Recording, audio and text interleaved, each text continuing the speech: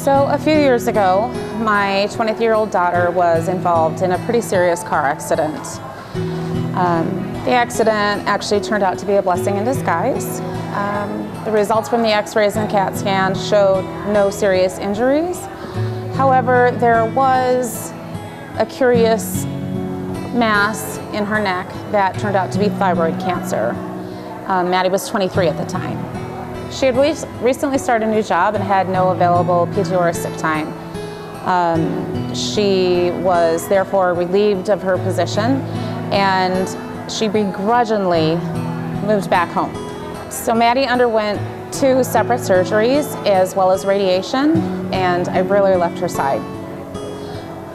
I'll never forget how relieved and blessed we felt that she was recovering and slowly regaining her strength. My girl was going to be okay. Basically, a week after she completed her radiation, I found myself struggling with a headache. It just wouldn't go away. I kept trying to work, I kept ignoring it, and the pain just kept getting more intense until I lost vision in my left eye. And it was at that point, my district manager, Jen Schimmel, gave me a very gentle push to go to the doctor immediately. Within an hour of that appointment, I was sent to the hospital where I underwent several tests along with MRIs. The final diagnosis was multiple sclerosis, MS for short. So I spent the next few months running between work, neurologist's office, MRIs, which were way too many to count, infusion centers. I was given the latest and greatest DMD, which is a disease-modifying drug.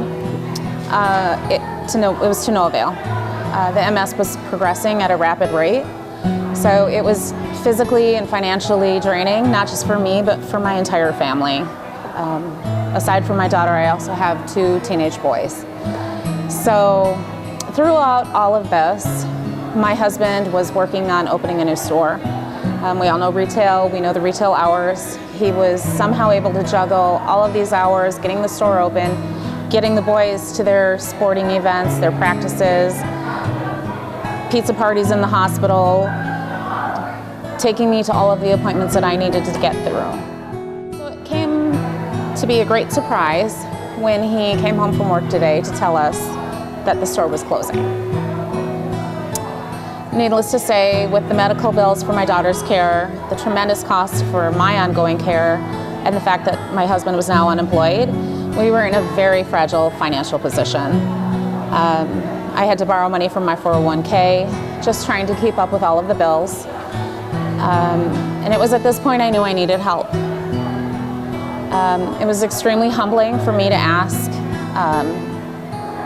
anyone for help, let alone submit an application for a grant. The fact that the Tyler Hughes Fund is anonymous made it a little easier to submit, but I can tell you that I was shown genuine compassion, caring, and kindness, and the support that was provided to my family was immediate and impactful. My appreciation and gratitude for the amazing people who are behind the scenes of the Tyler Hughes Funds, it just can't be put into words. So I would like to say thank you to everyone who contributes to this fund. It's because of your generosity that my family and I were able to navigate some pretty difficult life moments.